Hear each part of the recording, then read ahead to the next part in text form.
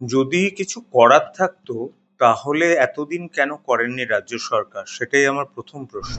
বিকাশবাবু যেটা বলেছিলেন আবার বলছি, যে ওএমআরসি দেবে সেই কিন্তু গ্রেপ্তার হবে। সুতরাং কতটা ওনারা কথা রাখতে পারবেন সেটা দেখুন। হ্যাঁ, ডেফিনেটলি সরকার ভয় পেয়েছে। বিকাশ রঞ্জন ভট্টাচার্য খুব ভালো আইন জানেন, আইনটা বোঝেন এবং তিনি দুর্নীতির এগেনস্টে। ন্যাচারালি সাধারণ মানুষ সবাই দুর্নীতির এগেনস্টে। আরটিআই যদি করা হয় একটা রাইট টু ইনফরমেশনে, যে রাজ্যের কত টাকা এই আইনজীবীদের পেছনে লাগছে, সেটা কেউ যদি করেন ভালো হয়।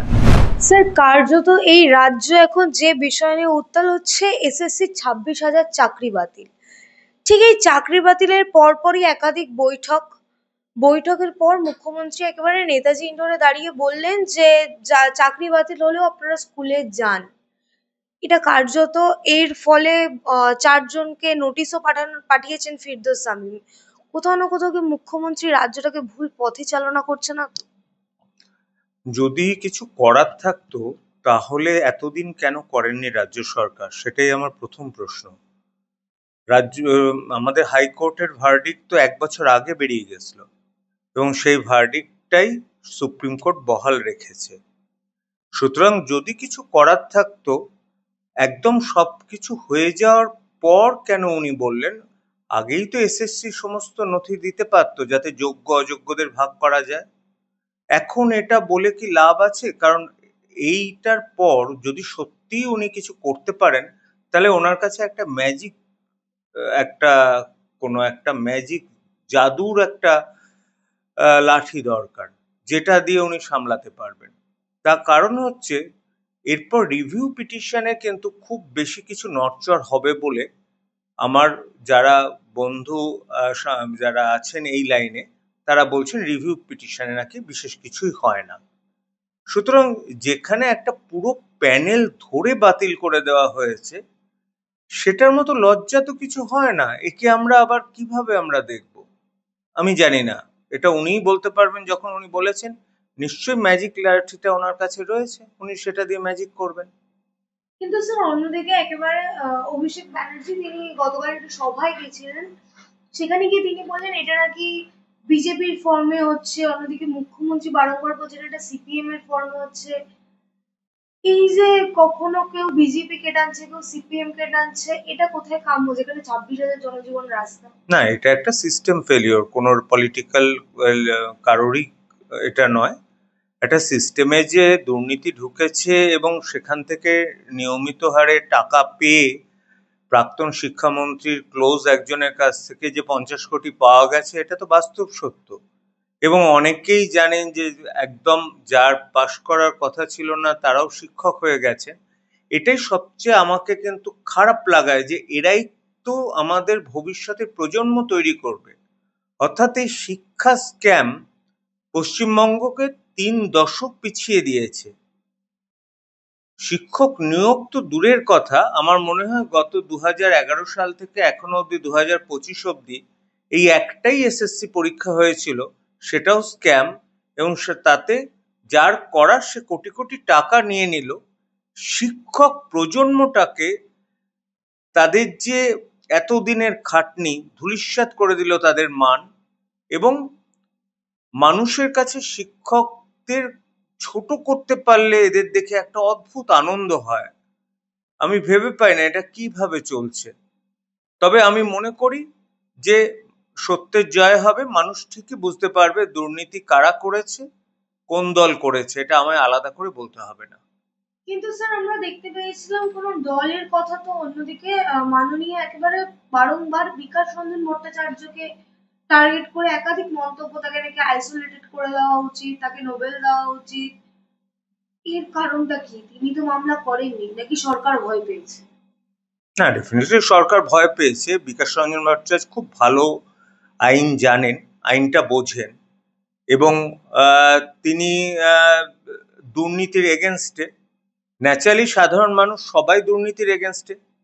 এবার যাদের চাকরি চলে গেছে তাদেরকে মনটা যাতে ঘুরিয়ে দেওয়া হয়, বিভিন্ন রকম চলছে খেলা। তার মধ্যে বিকাশবাবুর নাম নেওয়াটা সেই মনটা ঘুরিয়ে দেওয়ার একটা অঙ্গ। এটা ছাড়া তো আমার মনে হয় না কিছু। কিন্তু অভিষেক ব্যানার্জি অন্যদিকে আবার অন্য সুর গাইছেন যে ইডি সিবিআই আমি ৫-৭ বছর ধরে ঘুরপাক খাচ্ছি, কিন্তু তারা আমার কাজকলা করেছে, আগামী দিনেও কাজকলা করবে। না না, পলিটিক্সে থাকতে গেলে মিথ্যে কথা বলতে হয়, এটা আমরা জানতাম। কিন্তু এরকম ভাবে রাইট অ্যান্ড লেফট মিথ্যে কথা তো আমরা আজকাল শুনতে অভ্যস্ত হয়ে গেছি, সুতরাং পলিটিশিয়ানদের বক্তব্য অত গুরুত্ব দেওয়ার দরকারটা কি? কিন্তু শাসক দলের পক্ষ থেকে তো একাধিক মন্তব্য একদম সরাসরি বিকাশবাবুকে কেন্দ্র করেই আসছে বারংবার। বিকাশবাবু নাকি বাজার গরম করার জন্য একাধিক কথা বলছেন। দেখা যাক না, এরপরে তো প্রাইমারি এসএসসিও রয়েছে, প্রাইমারি সেটা কি বলে। আর কেনই বা এত দুর্নীতিগ্রস্ত সরকার আমি জানি না। আচ্ছা, মানুষের কত টাকা দরকার ভালোভাবে বাঁচার জন্য, সেটাই অনেকে বোঝে না। আমি অনেককেই দেখেছি, একদম তারা সাইকেল চালাতো, এখন তারা ৩ তলা বাড়ি এবং বিলাসবহুল গাড়ি চড়ছে গত ১০ বছরের মধ্যে। হাতে বড় বড় সোনার আংটি থাকবে, মোটা মোটা চেন থাকবে, তবেই তারা একটা দলের প্রতিনিধি হিসাবে বলা যায়। এই মানসিকতাটা না চেঞ্জ হতে পারলে কিন্তু, এবং ওই যে ১,০০০ টাকা ১,৫০০ টাকায় পুরো মানুষকে বিকিয়ে দেওয়া, এই ব্যাপারটাকে না সারাতে পারলে আমাদের বাঙালি জাতিটা আরো আরো ডুবে যাবে। কিন্তু বিকাশ রঞ্জন ভট্টাচার্যকে কেন বারংবার প্রশ্ন তুলছে? কারণ আদালতে ওনার সাথে থামতে পারা যাচ্ছে না, ওর আর সমকক্ষ কেউ নেই। আর উনি যা যা রাজ্যের এভিডেন্স পক্ষ দিচ্ছে, থেকেও তো একাধিক আইনজীবী রাখা হয়েছে রাজ্য সরকারে, আপনার আমার ট্যাক্সের টাকা খরচ করে। আরটিআই যদি করা হয় একটা রাইট টু ইনফরমেশনে, যে রাজ্যের কত টাকা এই আইনজীবীদের পেছনে লাগছে, সেটা কেউ যদি করেন ভালো হয়। কারণ সত্যি কথা, সত্য চাপা দিতে এত আইনজীবী লাগে, এটা অভয়ের মৃত্যুর পরেই আমি দেখেছিলাম যে একজন কপিল সিব্বলের মতো আইনজীবী, পার অ্যাপিয়ারেন্স কত আমরা জানি, সেটা দিয়ে অনায়াসে রাজ্য বারবার বারবার তাকে ডাকছেন। সুতরাং রাজ্য মনে করেছে টাকাটার আমরা নিজেরা পেয়ে যাচ্ছি, এরা যে আমাদের থেকে উপার্জিত হচ্ছে বা ধার করে করছে, সেটা কবে উপলব্ধি হবে কে জানে। স্যার, আমার একেবারে শেষ প্রশ্ন, এই যে 26 জনজীবন রাস্তায়, আমাদের শিক্ষামন্ত্রী বলুন কিংবা এসএসসি চেয়ারম্যান, তারা গতকাল বৈঠকে বলেছেন যে 21 তারিখের মধ্যে আইন মেনে তালিকা প্রকাশ হওয়ার সম্ভাবনা আছে। ওএমআর শিট তো নেই, মিরর কপি নেই, তাহলে কি করে এটা সম্ভব? নিশ্চয়ই ওএমআর এর মিরর ইমেজ আছে, তা না হলে কি করে বলবেন? তাহলে সুপ্রিম কোর্টে দেয়নি কেন? সেই জন্যই তো একবার দিলেই তো, বিকাশবাবু যেটা বলেছিলেন আবার বলছি, যে ওএমআর সিট দেবে সেই কিন্তু গ্রেপ্তার হবে। সুতরাং কতটা ওনারা কথা রাখতে পারবেন সেটা দেখুন না। আমার মনে হয় আর কয়েকটা দিন অপেক্ষা করলে আরো অনেক বড় কিছু দুর্নীতি বেরোবে। এখন দুর্নীতি থেকে চোখ ঘোরানোর জন্য বিভিন্ন ইস্যু করা হচ্ছে, বিকাশবাবু তার মধ্যে একজন।